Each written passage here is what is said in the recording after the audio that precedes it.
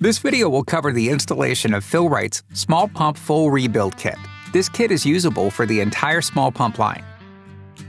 Before working on the pump, relieve pump pressure and disconnect power. First, you can replace the rotor assembly and shaft seal. Start by removing the rotor cover and gasket, followed by the rotor key, rotor, and vanes. Then you can remove the shaft seal assembly from further within the cavity. First, use snap ring pliers to remove the snap ring. Then, use small-sized needle-nose pliers or hooks to get the other pieces out.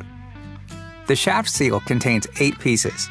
It may be necessary to push pressurized air into the weep hole to get the deepest pieces out. Now you can install the new shaft seal kit. Install the pieces in the following order: large O-ring, black carbon ring, stainless steel mating ring, small O-ring, washer, spring, washer. Push the pieces as far back on the motor shaft as possible. It may be necessary to use a deep impact socket. Install the snap ring last. Use snap ring pliers to place it on the motor shaft and push it back until it sits in the indentation.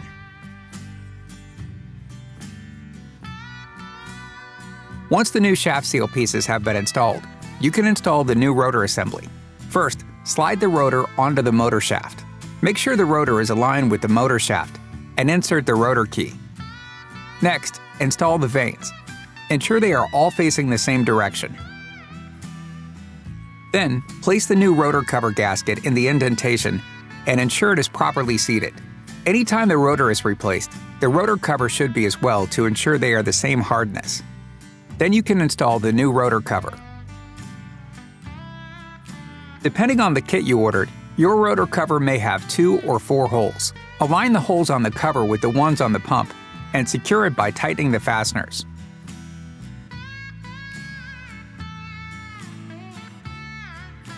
Next, you can replace the bypass valve. The bypass valve is located on the side of the pump housing. To access it, remove the bypass valve cover using a wrench or socket. When removing the cap, note that the bypass spring comes out with the cap. Then remove the O-ring. Next, using needle nose pliers, reach into the opening and remove the bypass poppet assembly. Now you can install the new bypass valve. Start by installing the bypass poppet.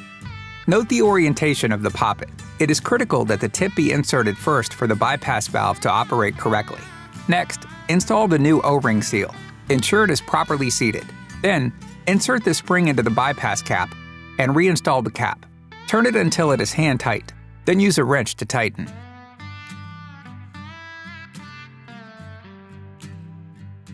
Finally, you can replace the inlet screen and gasket.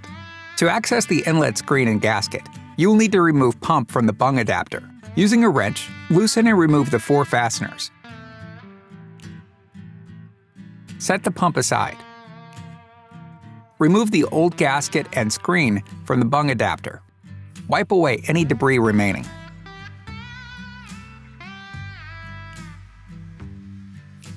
To install the replacement kit, first place the screen in the indentation and ensure it is properly seated. Failure to properly seat the screen can result in fluid leakage. Next, place the gasket on the bung adapter. Then mount the pump on the bung adapter and secure it with the 4 fasteners. We recommend installing the fasteners in a diagonal order to ensure proper seating of the seal and the pump to the bung adapter. Thank you for watching this Fill-Rite kit installation video.